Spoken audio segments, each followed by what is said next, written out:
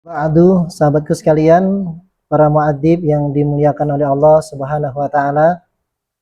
Kita lanjutkan kembali pembahasan kita yaitu di tema masa emas pendidikan. Sebagaimana yang kita pahami, masa emas pendidikan ini di Baiti Kutabi terbagi dalam 3 masa, yaitu tufulah, kemudian apa? Tamyiz dan murahaqah. Ya. Tufulah itu adalah di usia 0 hingga berapa? 7. Sedangkan tamyiz di usia berapa? Tamyiz 7 hingga 10. Oh, ini. 7 hingga 10. Ya. Dan di usia murahaqah usia berapa?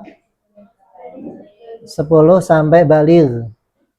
Berarti setelah baligh harusnya disebut sebagai apa?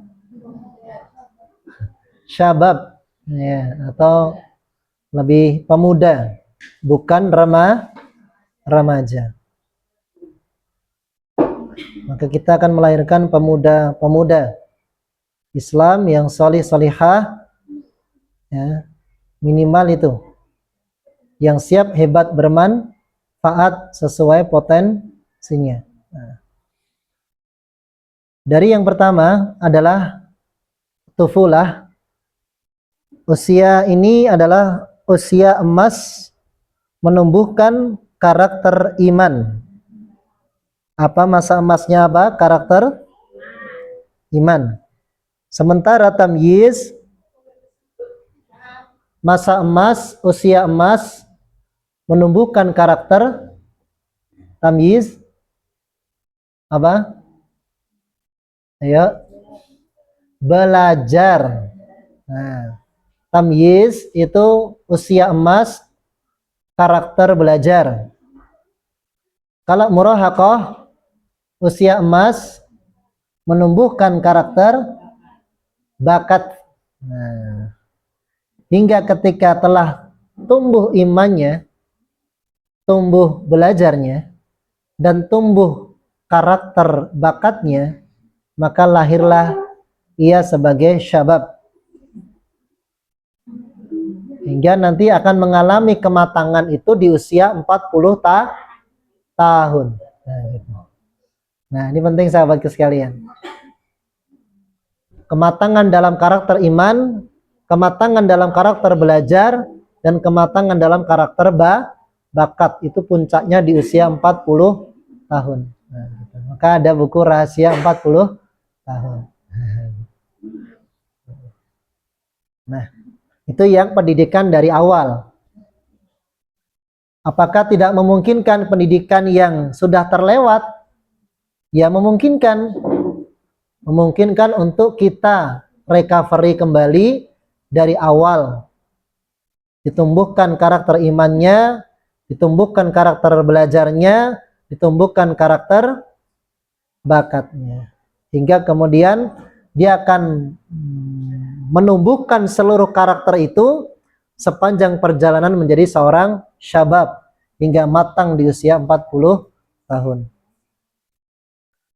Nah, ini yang perlu kita perhatikan, usia emas. Maka ketika kita paham di usia tufulah adalah usia emas untuk menumbuhkan karakter iman, maka maknanya adalah iman itu akan mudah ditumbuhkan, ya, saat usia berapa? Tufulah. Gitu. Kalau setelahnya bisa, tapi butuh energi yang lebih. Nah, butuh energi yang lebih. Nah, sementara ketika di usia tamyiz itu adalah usia emas untuk membentuk karakter belajar, kecintaan belajar, skill belajar. Nah, gitu. Kalau lewat dari usia 10 tahun ke atas, lewat dari tamyiz, maka butuh energi karena sudah punya rasa trauma dalam belajar. Nah, gitu. Dia butuh mengkikis, menghapus yang lama, trauma-trauma yang lama, baru kemudian secara bertahap tumbuh rasa kecintaan. Nah, begitu. Gitu ya, Nabi. Masya Allah. Berikutnya, di usia murahaqah, usia emas karakter apa tadi? Bakat. Kalau itu terlewat, maka butuh energi lebih untuk ya, menumbuhkan karakter bakat di usia setelahnya. Terlanjur banyak yang terluka, bakat-bakatnya, karakter-karakternya, banyak yang mulai melemah, sehingga seolah lahir sebagai seorang remaja yang kehilangan bakatnya. Nah, gitu. Apa ki sinau ku reso kabeh kuwi ora iso. Nekuni kae ora iso. Ah boh. Nah gitu. Ini remaja yang kehilangan bakatnya. Oke, baik. Dia nggak tahu akan hebat di mana dan belum membuktikan dan merasakan. Maka usia emas ini menjadi target pertama dan utama. Pertama dan paling utama. Berarti utamanya yang ditumbuhkan adalah di usia tufulah apa tadi? Iman. Kalau dia bisa baca itu bonus. Walaupun nanti untuk kearifan lokal kita perlu perhatikan. Ya, kita perlu perhatikan hal-hal yang terkait dengan kearifan lokal selama tidak bertentangan dengan syariat.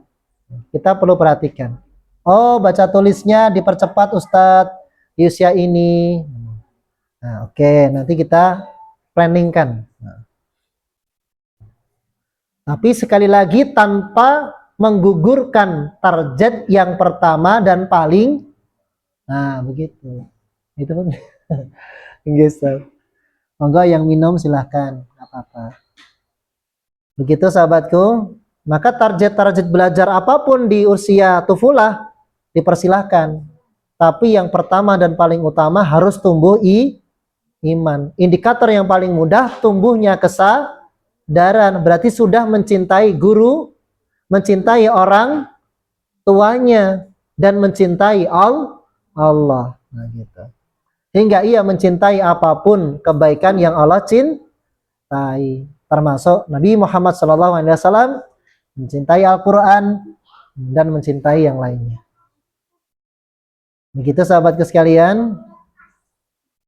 Nah, jadi begitu pula target pertama dan paling utama ketika anak di usia tamyiz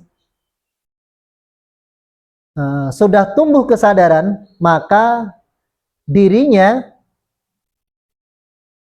ditingkatkan kesadarannya dengan pahamkan. Ya, ditumbuhkan karakter belajarnya sehingga mencintai belajar. Ya. Diajarkan skill belajar terbaik sesuai potensinya. Nah, gitu. Itu yang menjadi target paling utama dan pertama harus target di usia tamyiz. Apa tadi yang pertama? Tamyiz yang paling pertama dan utama. Yang lainnya bonus. Menumbuhkan karakter belajar. Cirinya ia cinta belajar. Yang kedua apa? Menumbuhkan skill belajar terbaik sesuai potensinya. Oh, saya paling cepat dengan banyak baca Ustadz dan mendengar. Oh, saya paling cepat dengan banyak gerak dan mendengar. Nah, gitu. Dia udah paham dan tahu itu terbukti. Jadi gampang belajar itu. Dan yang ketiga, jangan lupa karena sudah tumbuh kesadaran di usia tufulah, maka tingkatkan kesadarannya dengan dipahamkan. Nah, dan mulai dikasih nasihat. Nah, makanya nanti anak-anak di usia 7 tahun perintahkanlah untuk sholat, perintah aja, nggak dijalanin apakah kita marah, nggak boleh. Nah, gitu. Tetapi kita bisa mendorong ia melakukan kebaikan dengan apa? Jalan tengah, yaitu dengan syarat. Dengan apa? Nah, kalau kamu sholat, nah, nanti Allah kasih bulan. Oh, Masya bintang gitu ya. Bulan. Masya Allah. Baik begitu. Sama juga di usia murahaqah. Ya. Ketika telah tumbuh kesadaran, telah meningkat kesadaran dengan dipahamkan, telah tumbuh kecintaan belajar, telah tumbuh skill belajar terbaik sesuai potensinya, gitu. Maka berikutnya di usia murahaqah, yang pertama tingkatkan lagi kesadarannya dengan dibiasakan melakukan kebaikan. Ya, ada faktor ketegasan. Nah, kemudian yang kedua, temukan target pertama dan paling utama. Ada yang kedua adalah membaca, menemukan bakatnya. Nah, gitu. Menemukan apa?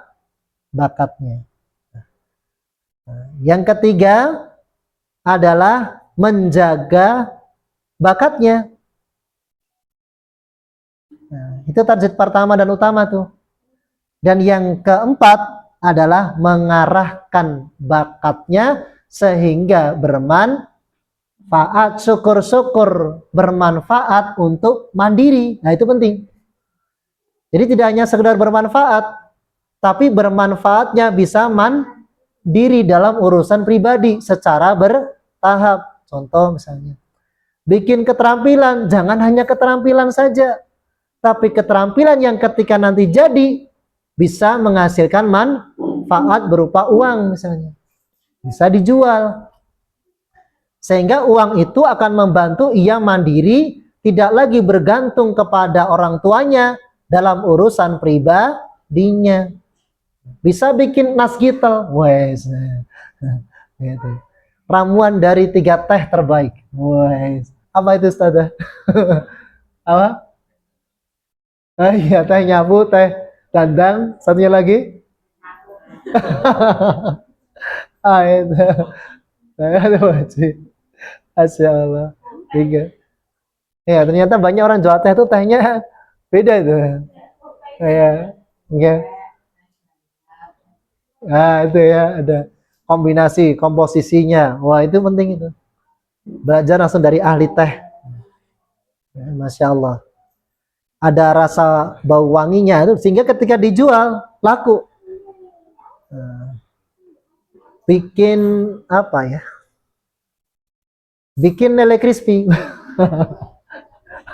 Sudah ada gurunya. Lele crispy. Terbukti laris di Bekasi setahun terjual 500 per hari. Gitu kan? Maka lele crispy yang bagaimana biar digigit renyah dan rasanya enak tapi sehat. Masya Allah. Nah ini. Nanti tanya nih Sadanana ini. Pakar memasak. Masya Allah. Jadi ketika dijual laku tuh. Ini. Maka itu. Coba ulangi 4 yang menjadi target pertama dan utama di murahaqah apa? Yang pertama meningkatnya dengan apa? Lewat pembiasaan. Yang kedua apa? Menemukan bakatnya. 6 minimal. Yang ketiga terjaga bakatnya. Target berikutnya yang keempat, ya terarah bakatnya hingga bermanfaat. Manfaat yang tinggi untuk usia murahaqah adalah bagaimana bermanfaat untuk orang lain tapi juga bisa membuat dirinya tuntas soleh-solihahnya. Terutama laki-laki. Nah, yang wajib nanti laki-laki. Ya. Bagaimana dia punya karya dari keterampilannya yang itu bisa membuat ia mandiri dalam urusan pribadi. Bertahap aja, nggak apa-apa, nggak harus semuanya saya sudah nggak minta lagi orang tua. Ah, itu beda. bertahap saja. Jadi mulai apa kebutuhan rutin sekolah, oh pensil sama pulpen penghapus misalnya. Nah, itu minimal mandiri. Nah, berikutnya naik buku beli sendiri. Nah, gitu. Berikutnya naik lagi seragam beli sendiri, masya Allah. Nah, gitu terus, naik terus, harus kita progres. Buat sendiri. Nah, itu keahlian, udah masuk keahlian beda nanti. Iya, masya Allah itu bagus, bagus. Bikin. Jadi asistennya siapa nih? Nah. Baik, begitu kurang lebihnya.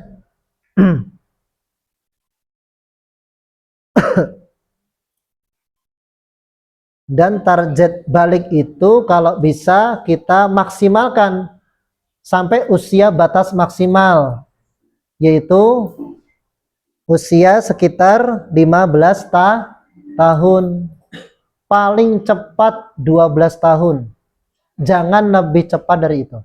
Itu tugas kita.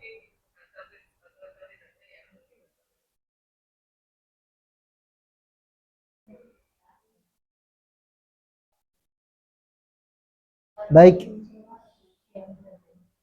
kita sekarang akan pelajari kondisi dan metode cara mengajar di usia-usia emas. Kondisinya dan metodenya. Jadi kalau kita paham kondisinya, maka kita akan lebih sabar ya untuk melihat, kita akan bisa sabar, tenang karena kita menemukan kelebihannya. Baik, kondisi anak tufulah ya, itu adalah egosentris. Egosentris artinya egois. Popo kudu aku sih. Ya. Yang lainnya urusanmu. Pokoknya aku itu, wera itu karepmu. Gitu. Ini egois. Ini itu fitrah kuat di usia tufulah. Maka nanti kalau menghadirkan kisah yang bisa memuaskan egoisnya. Nah iya, jangan yang membuat tidak terpuaskan egoisnya. Kisah-kisah yang cirinya apa? Ada yang masih ingat? Selalu menang, terbaik. Aku idolaku kalah ki piye? Kok endingnya kok loro? Endingnya mati, syahid. Ya syahid bagus itu. Bagus. Tapi jangan dikasihkan kisah itu di usia ini. Ya, karena tidak efektif untuk mendidik anak usia tufulah. Itu nanti kisah itu. Berarti anak di usia apa itu? Ada yang tahu kisah-kisah yang endingnya sedih? Masuk di usia berapa? Efektif di usia berapa? Murahaqah. Betul sekali. Yaitu usia sudah waktunya menyempurnakan karakter perasaan. Sabar, gimana? Apa itu? Habis? Hal yang menyenangkan.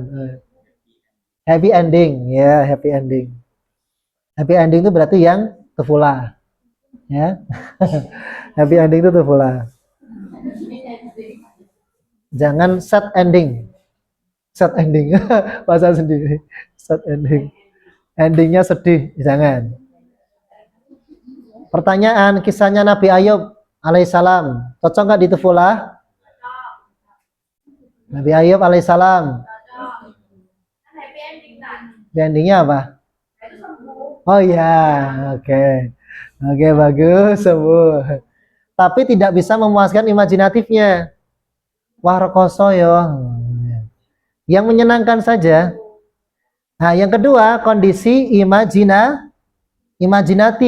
Nah, jadi selain happy ending, endingnya menang, juga plus tadi, dia tadi kisah Nabi Ayub alaihissalam bisa menuntaskan egosentrisnya, tapi kurang bisa memuaskan imajinasinya. Maka kita hadirkan kisah-kisah yang heroik. Imajinatif itu kisah yang heroik, yang bisa membuat ia melayang-layang pikirannya. Wah, ada malaikat. Ya. Ya, termasuk kisahnya juga. Iya. Kalau dia pembawaannya happy, nanti anak-anak kan kayak gitu. Iya, tapi kalau bahkan Nabi Ayub sakit happy kan nggak mungkin Ustaz. Iya, iya, artinya tidak bisa memuaskan imajinasinya, tapi bisa memuaskan sentrisnya, betul nggak? Nah, gitu. Maka kita pilihkan yang tepat dalam seluruh kondisi. Itu penting. Jadi imajinatif. Jadi hadirkan kisah-kisah itu paling aman, paling aman. Kisah-kisah yang imajinatif. Maka hati-hati kalau misalnya ada sinetron gitu kan. Orang tua kadang nggak sengaja lihat sinetron, orang Islam, orang yang taat ibadah, sengsoro, hampir 1 jam itu. 1 jam itu 55 menit, itu sengsoro. Senengnya mau 5 menit. Itu, wah, jadi wong soleh kira koso yo. Nah, gitu akhirnya. Nah, jadi itu 55 menit itu ceritanya kok loro apa rekoso tidak di apa lah dicaci maki dikucilkan sehingga mindset sini itu munculnya rapena tadi orang sergap sholat ya gitu. Ngerti yang ngono gitu ya. Nah gitu maka ini penting sahabatku ya memang ini nyari yang efektif ya. Semua kisah bagus ya cuma nanti kita pilihkan yang aman dan efektif. Jangan muncul imajinasi yang negatif. Bahkan cerita terhadap neraka itu dihindari dulu. Ken, ora wudu, baru ngerti sisan rokok. Kuliti itu. Dikuliti. Ini kuliti. Coba tak ciwit. Sakit saja baru diciwit. Belum dikuliti. Kulit tadi sudah utuh lagi, ngelupas lagi. Oh. Nah, adik wah medeni. Islam ki medeni. Kan itu neraka, enggak. Hindari seperti itu. Munculkan imajinasi yang positif. Saya waktu kecil sempat imajinasi jadi enak-enak loh, kok dan jadi bahagia.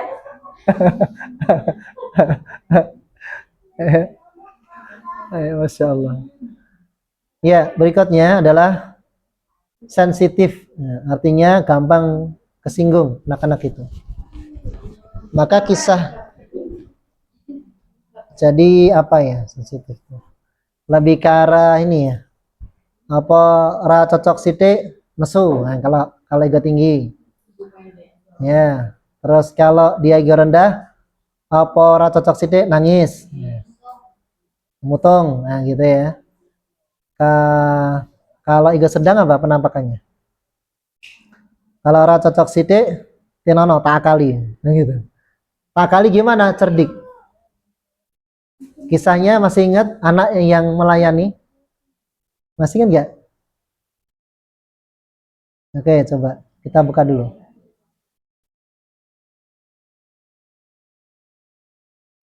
Nah, ini. Oh, tenono gue gitu. Jadi kalau anak ego cerdik itu ego sedang itu kalau sensitifnya itu dia suka jaili ya gitu bahasanya. Suka manipulatif. Nah, jaili gitu ya. Ngakali ya gitu. Ya, gitu. Gimana? Kokil nah gitu. Kayak Sengkuni gitu. Sengkuni. Sengkuni tahu nggak? Oh, tahu. Mahabharata. Kurawa. Ah itu. Pak Dini Kurawa. Ya ada ya. Oh iya sebentar.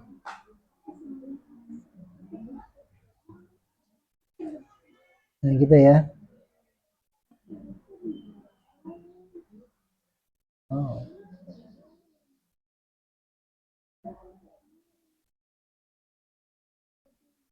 Astagfirullahaladzim.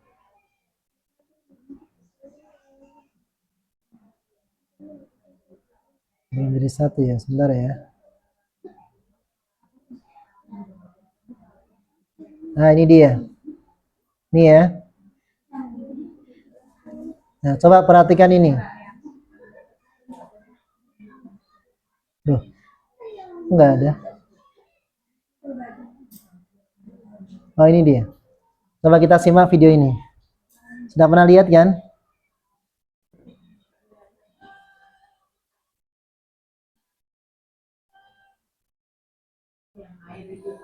Iya, betul.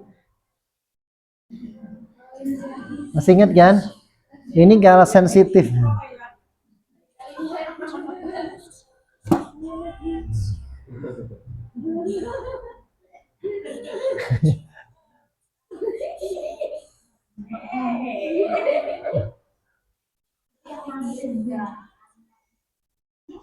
Ya. Masih ingat kan? Nah, ini kelakuan ego sedang.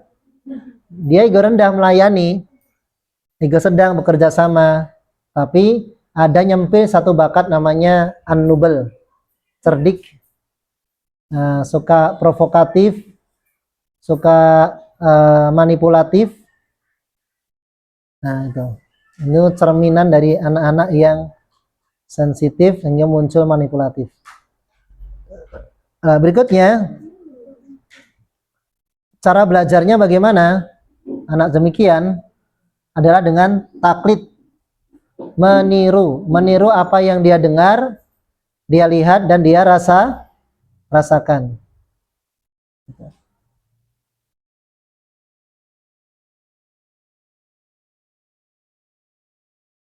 Oke. Jadi makanya kalau mempercepat, maka dengan cara belajar yang taklid ini kita punya metode tuh. Bagaimana cara menyampaikan dengan ini ya, Pak? Dengan memahami kondisi anak dan cara belajarnya, maka kita muncul metode apa yang efektif untuk mengajarkan anak tufulah. Pengen menaikkan kebaikannya, yaitu dengan apa? Cinta dan keteladanan. Cinta dia akan memuaskan egosentrisnya, akan memuaskan imajinatifnya, terutama egosentrisnya akan terpuaskan. Kemudian setelah ia kagum mencintai, maka kita tunjukkan kebaikan kita, keteladanan kita, kebaikan adab kita tunjukkan kepada mereka sehingga mereka akan menirunya. Ustadzah ini Masya Allah dia salah, mau jujur, minta maaf, dan habis itu ustadzah mesti mengatakan insya Allah besok lebih baik. Nah, dia akan contoh itu. Karena begitulah yang sering terulang pada guru idolanya, ya, muadzibnya terbaiknya. Maka metodenya dengan apa tadi? Keteladanan, berkisah, happy ending. Kisahnya apa tadi? Happy ending, heroik, tidak menakutkan, ya, atau yang kisah-kisah yang menyenangkan, nah, gitu ya bahasanya. Kisah-kisah yang menyenangkan. Nah, itu penting. Kemudian berikutnya bermain bersama alam. Ini bagaimana nyambungnya? Jadi bermain bersama alam itu cara yang paling mudah menghubungkan antara ketakjuban, kekaguman kepada Allah Subhanahu wa Ta'ala. Itu paling mudah. Dia takjub dengan pemandangan yang begitu indah. Masya Allah, bagus ya. Siapa yang bikin? Allah. Nah, gitu. Adik senang? Iya. Adem. Enak. Nah, siapa yang bikin? Allah. Sehingga satu logika. Dia lihat, senang dan kagum. Setelah itu, koneksinya ini yang bikin Allah. Kalau misalnya adik senang, nah, siapa yang bikin? No, mama yang goreng, gitu misalnya. Yang digoreng apa? Ikan. Nah, ikan yang bikin siapa? Peternak. Yang bikin supaya ikan itu besar siapa? Allah. Nah, langsung ikan ciptaan Allah. Ikan yang bikin Allah. Enak ya, kita pastikan dia bahagia, pastikan dia senang. Nah, dari kesenangan yang dia rasakan bersama dengan kita, dengan program-program yang kita hadirkan, baik yang kita rencanakan maupun yang tidak kita rencanakan muncul secara alamiah, dia senang, maka selalu kita kaitkan, kita hubungkan kesenangannya untuk mengagumi Allah yang telah menyenangkannya. Gitu.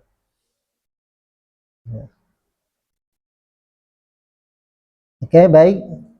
Sehingga nanti endingnya, targetnya utama dan pertama, tumbuhnya kesadaran. Ia mencintai gurunya, mencintai orang tuanya, sehingga mudah diantarkan untuk mencintai Allah.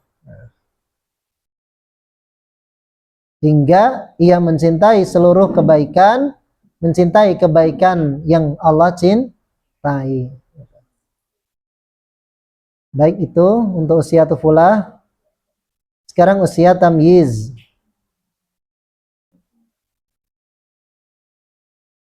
Anak usia tamyiz di usia 7 hingga 10 adalah usia emas karakter apa? Belajar. Kita pahami kondisinya. Ya. Kondisinya adalah rasa ingin tahu tumbuh pesat. Jadi makin sering nanya, banyak nanya. Sering dan banyak nanya. Maka nanya-nanya sesuatu yang aneh-aneh. Kemudian nalarnya tumbuh pesat. Pemahamannya tumbuh pesat. Logikanya tumbuh pesat. Sosiosentris maksudnya bagaimana? Suka mulai bergaul dengan teman-temannya, mulai memahami orang lain. Gitu. Ini kondisinya. Lebih suka bermain dengan ada temannya.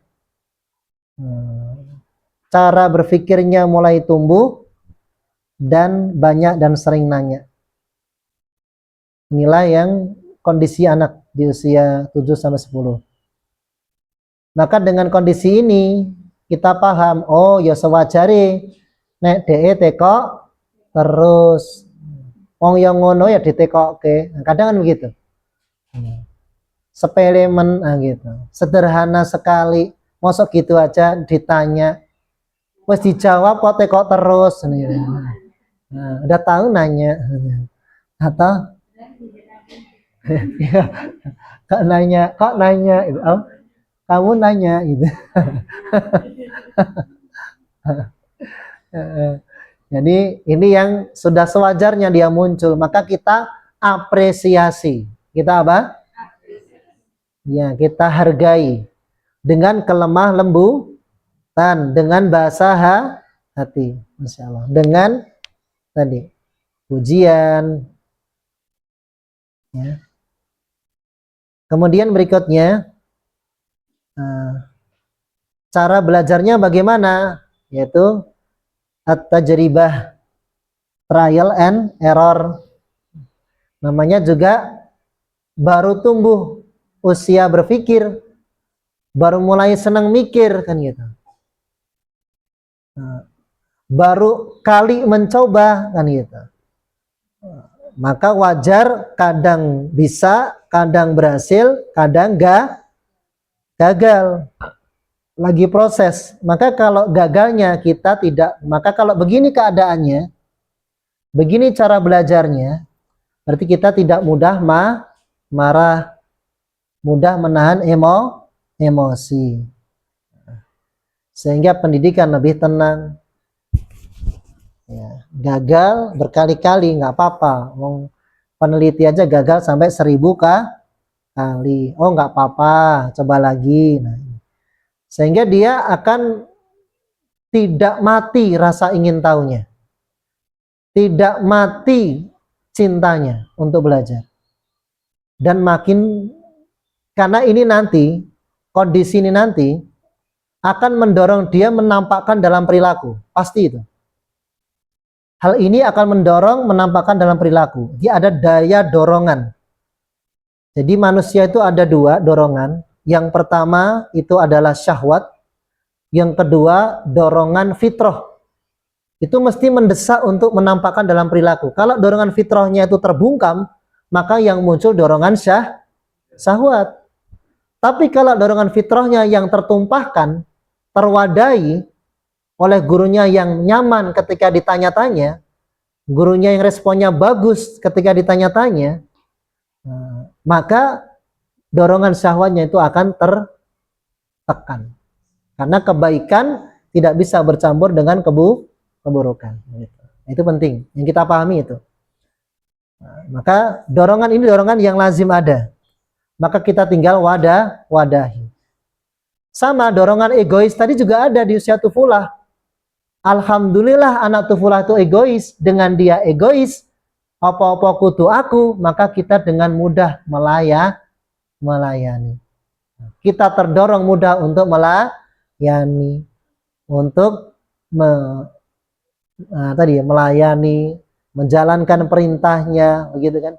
Enggak ngeluh, kan gitu. Ini kesempatan baik, karena itu dorongan itu kondisi anak tufulah egois itu pasti mendesak dia untuk begitu terus. Kalau enggak begitu nyesek dia. Maka dengan kita itu muncul maksud Allah adalah, loh ini anak egois, maka kamu turuti, maka dia kemudian akan kagum dan jatuh cinta kepadamu. Nah,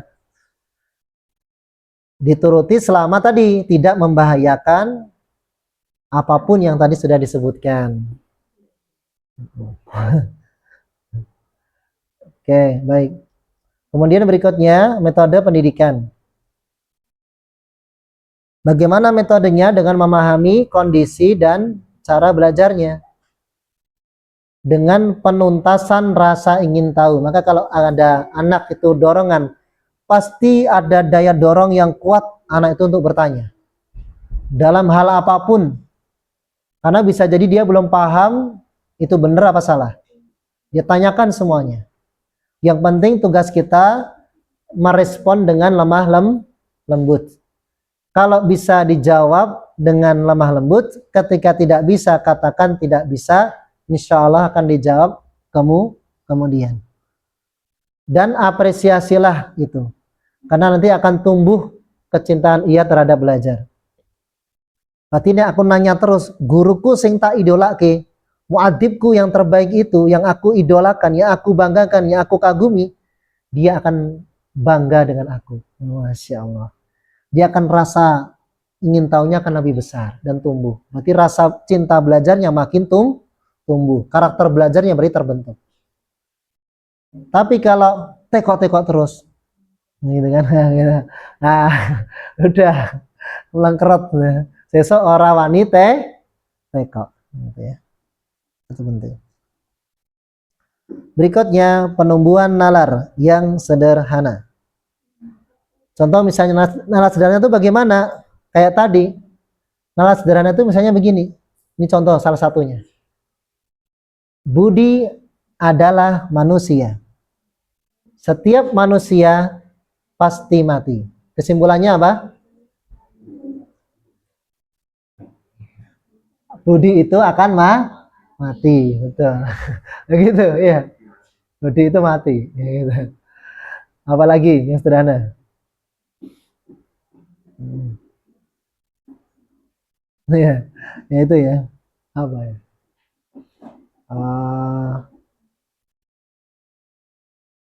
Mendung.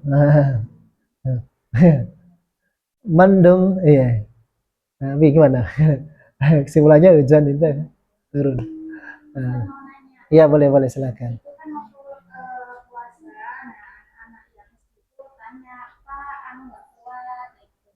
Terus gurunya bilang kita apa terus kayak kayak anu tuh kalau lah. Gurunya bilang kok sih marahin mati, apa boleh nggak sih? sebaiknya mengalami kadang ada anak yang suka yang laporan ke orang tuanya aku di tadi tuh Pak Guru ini tuh bilang anak puasa ini marahin aku padahal kan panas jalannya disuruh banyak disuruh setoran terus apa masuk dibilang gini sama Pak Guru apa puasa oke sih nahan gue nahan aku kira maling mati terus akhirnya ya nggak cocok lah kita jadi problematika buat yang ibunya itu karena semua ibunya ngomong gitu gimana Iya. ya Iya. Sebetulnya yang kita atur pertama itu adalah ini ya, rasanya, rasa perkataan kita. Itu yang perlu kita tingkatkan ya. Jadi pemahaman itu tidak dengan tekanan, itu yang penting. Pemahaman itu dengan lembutan, itu penting. Itu yang pertama dan paling utama. Nah, gitu ya.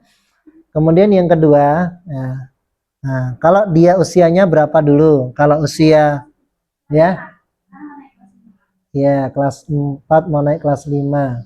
Berarti usia muraqah ya. Ya. 6 tambah 4 10. Oke, berarti di usia muraqah ya dia kalau kondisinya dia ya dipahamkan ya dengan penalaran yang sederhana. Nah, misalnya kalau mau nyinggung meninggal asalkan kata-katanya itu lemah lembut ya. Jadi resiko terbesar orang lapar itu apa Kak? Meninggal. Dan insya Allah kalau tidak ajal itu tidak akan meninggal, termasuklah lapar. Nah, gitu. Ya, enggak dihaluskan saja. Nggak apa-apa Ustaz. Nah ini pemahaman dengan nalar yang sederhana. Oke. Jadi betul empatinya. Iya. Masya Allah. Iya, masya Allah, terbaik. Ada temennya gitu ya. Ada yang membersamai, masya Allah. Iya, yang kedua tuh hadirkan empati kita kepadanya. Lapar ya, panas ya Dik ya, haus ya, Ustazah juga sama. Ya. Bareng-bareng ya. Kakak hebat kok. Ini masya Allah luar biasa, terbaik. Ya. Ada pengalaman yang bisa menambahkan, bagus sekali. Silakan Ustazah. setelah itu kan muridnya itu apa kayak belajar saat puasa nih nah terus kayak lemah kayak ini loh lemah nggak semangat lagi karena kan setoran gitu ya nah habis itu terus boleh nggak kita nambahin ternyata manfaat puasa tuh ini loh mas ini loh mbak ternyata di kesehatan itu banyak banget kita menghasilkan manfaat terus kita menceritakan tentang pentingnya puasa itu boleh nggak? Iya, boleh. Nggak ini Iya, tidak menakut-nakuti ya. selain marah Ya. kita motivasi bareng tapi Iya. selain itu membicarakan manfaat Manfaat. ini Iya. namanya ini cerita sampai sedikit boleh Iya, itu bagus tambahan ya. Jadi memberikan manfaat dari kebaikan yang sedang ia lakukan. Nah, nanti dengan pemahaman yang sederhana itu bagus. Misalnya dengan puasa Allah kasih sehat. Nah, kok sehat Tat? Kan lapar gitu ya. Ya, jadi kalau tubuh kita lapar, ya, jadi dia akan memakan racun-racun di dalam tubuh. Wah, itu yang bikin kita ya wasilah sakit tuh. Makanya gitu. Maka dia akan memakan, ada yang dimakan ini. Maka dia makan apa coba? Makan racun-racun atau yang racun-racun atau hal-hal yang membuat tubuh kita jadi sakit. Nah, gitu.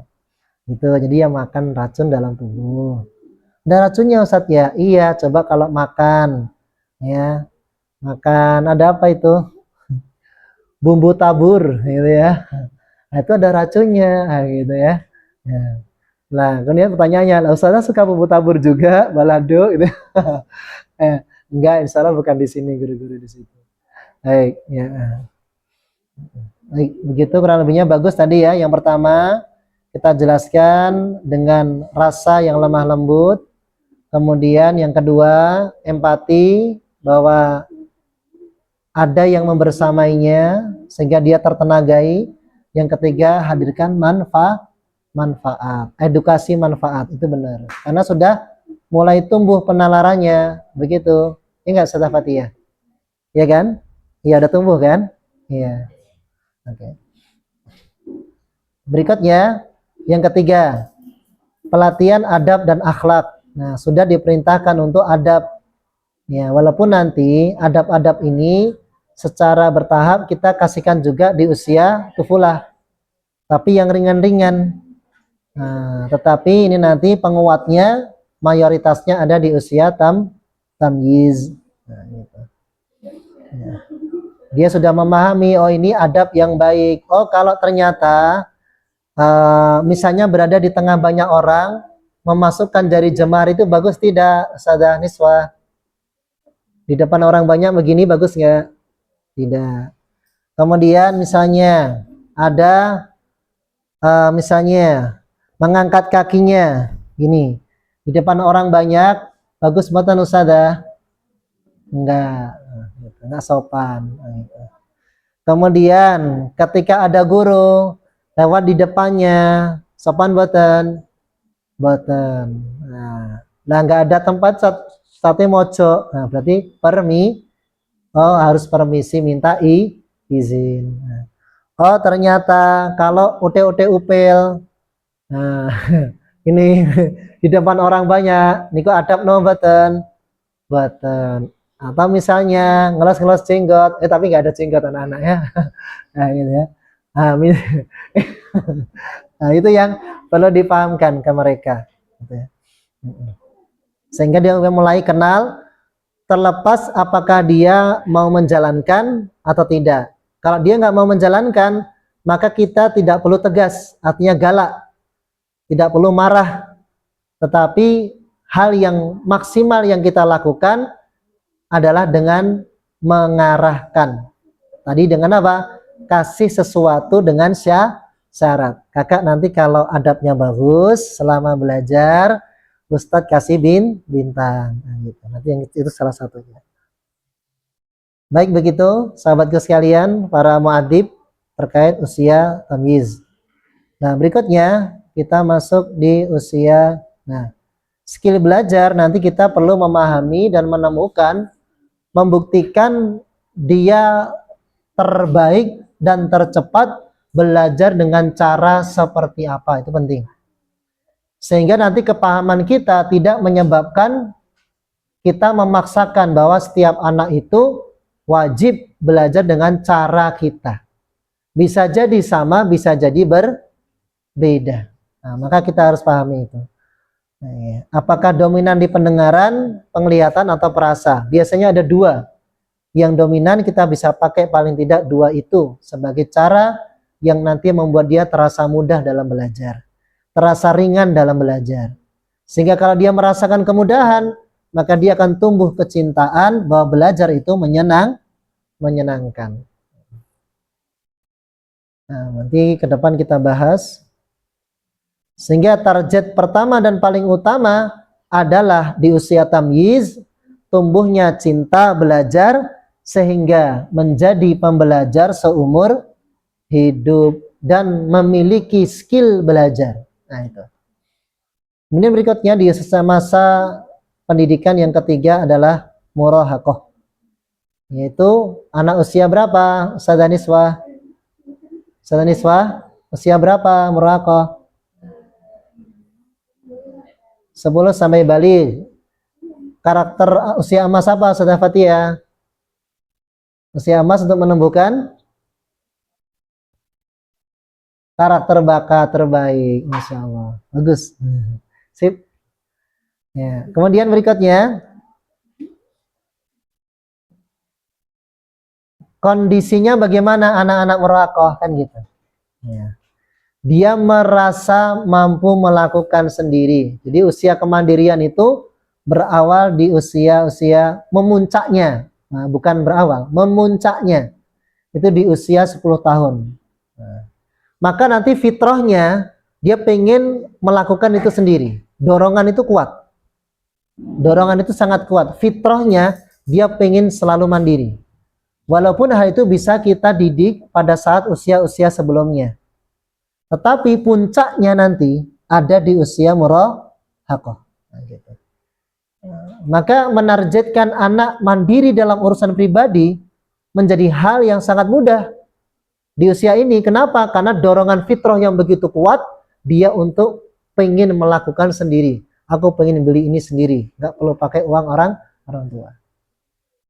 Kemudian berikutnya, lebih jelas keunikannya. Artinya, lebih jelas tampak potensi-potensi bakatnya. Dari ketahuan mana yang dia suka, mana yang dia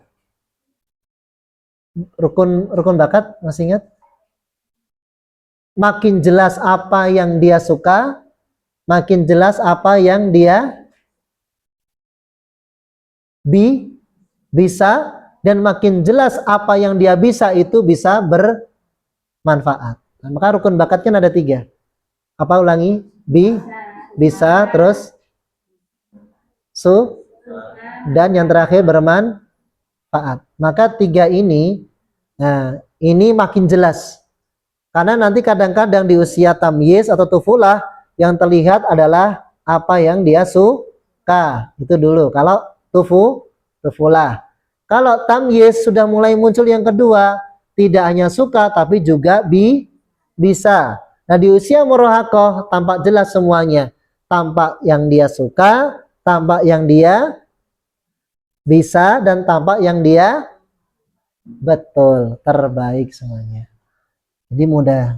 Maka cara belajarnya cukup simpel, yaitu dengan at-tafkir, yaitu berpikir. Nah, maka nanti dengan cara ini, maka puncaknya mengenalkan materi 3T, tilawah, tadabbur, tatbik. Jadi tilawah dengan fasih, tadabbur dengan memahami isinya, sehingga ada pelajaran yang bisa diambil. Kita ikat pemahaman itu dengan amal, tatbik, maka pada saat itulah mudah, dan puncak-puncaknya mudah diajarkan di usia apa? Murahaqah. Walaupun nanti SOP itu bisa kita mulai dengan dosis yang ringan. 3T di usia tamyiz. Berikutnya, metodenya bagaimana? Yaitu dengan memandirikan anak. Maka nanti mutabaahnya tuh penting banget tuh, memandirikan anak dalam segala urusan pribadi itu penting. Nah, mulai puncak-puncak target keberhasilannya di sini diukur. Kalau yang sebelumnya tamyiz, dia mulai baru nyicil-nyicil pelan-pelan.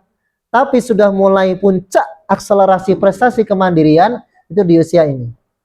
Memandirikan anak. Mandiri dalam akhlak, ibadah, keterampilan dasar hidup, ya. Ini puncak-puncaknya. Kemudian mandiri dalam bakat, ya. Artinya mengarahkan bakat sehingga bermanfaat untuk memandirikan dia. Nah, sehingga pas banget kalau dia bisa mandiri, ada kepuasan yang tidak terhingga. Karena dorongan fitrahnya dia pengen mandiri. Oke. Kalau fitrah itu mendorong manusia dan kemudian kita fasilitasi, maka dia akan merasa terpuaskan. Nah, maka kita arahkan fitrah ini untuk tadi menemukan bakatnya dan memuaskan kemandiriannya. Nah, begitu. Maka cara ini, metode ini dengan dibiasakan. Nah, gitu. Nah, dibiasakan ia dalam kebaikan, kemandirian yang dia lakukan, sehingga nantinya dia akan mendapatkan hikmah, kebaikan, manfaat dari yang dia lakukan, sehingga meningkat kesadarannya. Oke, ini kemandirian. Nah, kalau ada target-target yang lain, itu adalah bonus. Yang utama adalah bagaimana anak di usia murahaqah itu dia bisa tuntas solih-solihahnya, tuntas segala yang wajib, mandiri ibadah. Artinya apa? Udah gak dipaksa-paksa lagi ibadah. Ya. Kemudian kita tinggal pembiasaan. Kemudian apa ini? Menguasai keterampilan dasar hidup sehingga tidak mengganggu dan bergantung kepada orang lain. Contohnya bisa naik standarnya nanti kita bikin, misalnya anak usia Baiti Kutabi, usia ini ya, lulusan Baiti Kutabi itu minimal menuntaskan keterampilan dasar hidup dalam menaik transportasi, itu naik sepeda. Wah, misalnya begitu. Oh, standar ma'ruf atau keterampilan dasar hidup agar dia berakhlak ya, sehingga saleh salihah dalam hal HP adalah bisa pakai Google Map. Nah, gitu misalnya. Bisa balas chat WA misalnya. Telepon pakai WA. Nanti ketika misalnya anak kakak lagi nggak ada, ini ada HP-nya, dia nggak bisa terima HP. Dia nggak bisa terima telepon. Suruh nelponkan karena butuh bantuan mendesak, nggak bisa nelponkan. Nah, ini jadi dia tidak berakhlak terhadap perintah orang tua. Kui peseno gosen, bapakmu penting iki, HP ini ketinggalan. Nah, gitu misalnya. Gosenan, aku resong gosen pak, tidak berakhlak. Nah, gitu. Paham maksudnya? Nah, gitu. Gitu maka digosenkan ya, dia harus belajar gosen. Oh, gosen itu caranya begini. Nah, ini penting keterampilan dasar hidup terkait dengan HP misalnya. Terus menggunakan apa ya, kalau AI itu nanti ya, keahlian. Begitu sahabatku. Kemudian ada lagi misalnya dalam air, apa standar ma'rufnya? Oh, minimal kalau di air tidak tenggelam gitu. Berarti apa ya, minimal bisa satu gaya batu. Gaya apa? Gaya ya, paling mudah gaya katak dulu biasanya. Gimana? Oh, gaya bebas, terserah itu. Yang penting gampang. Maka itu minimal. Maka standar minimalnya kalau di dalam air tidak tenggelam. Ya, syukur-syukur nanti bisa menguasai 1, 2, 3, atau 4 gaya. Itu nanti kita kembalikan pada bakatnya. Tapi minimal kalau masuk air tidak apa, tenggelam. Ya, minimal gaya katak lah. Begitu. Ngambang. Hah?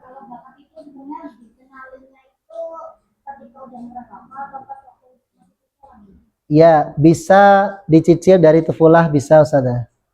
Contoh misalnya bakat berani. Itu bisa kita lihat dari usia tufulah. Contoh misalnya, dia tiba-tiba tanpa ragu naik pada ketinggian yang ekstrim. Nah, itu adalah tanda-tanda, atau bahasanya sering penek. Nah, seneng penekan, orang mau sering. Ya, seneng dan sering penekan. Nah, gitu. Gak ada yang nyuruh menek pada ketinggian yang bahkan ekstrim oleh keumuman. Nah, gitu. Standar gender di lokal, misalnya kayak di Iya. yang cewek berpenean itu kan nggak ini ya, Iya. Iya.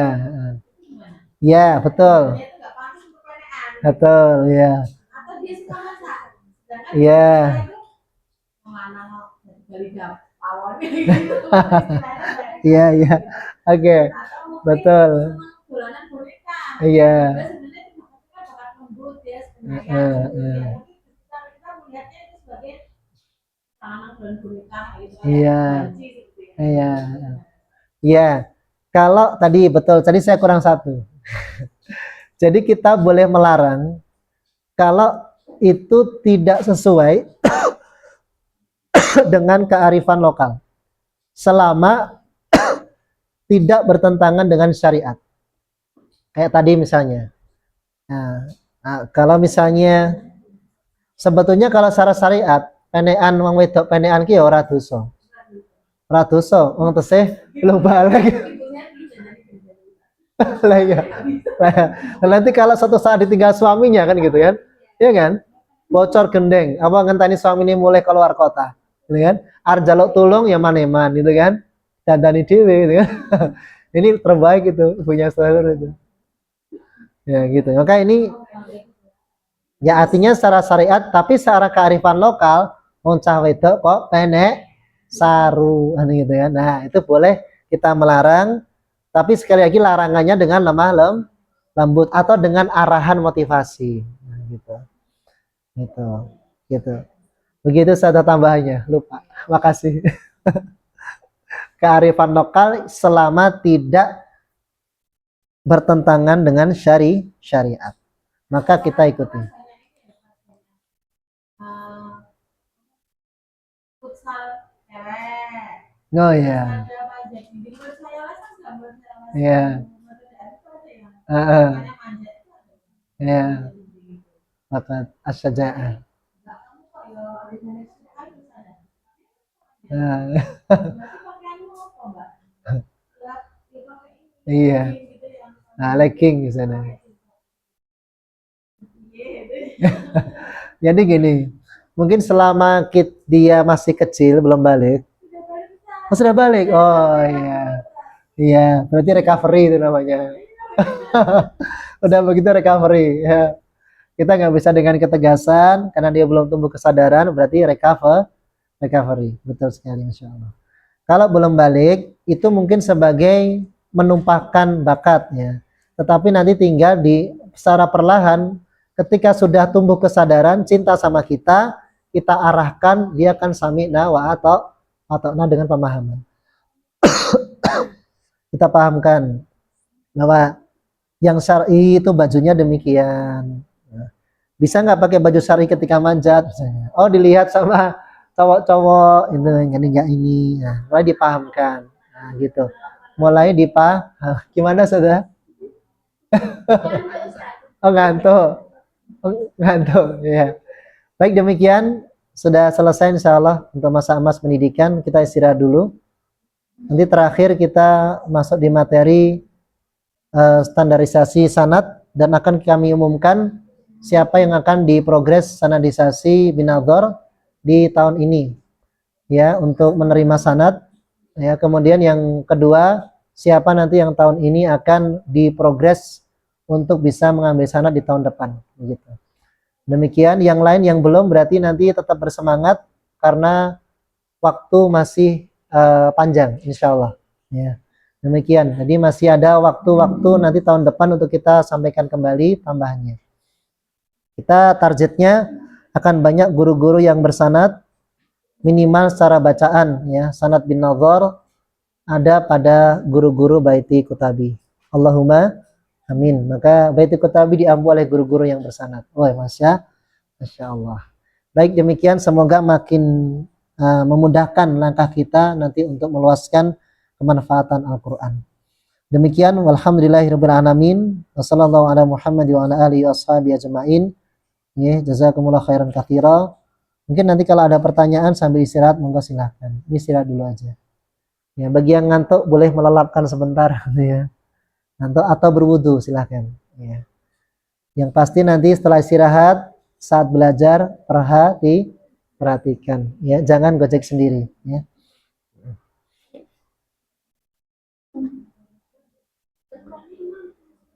Ya.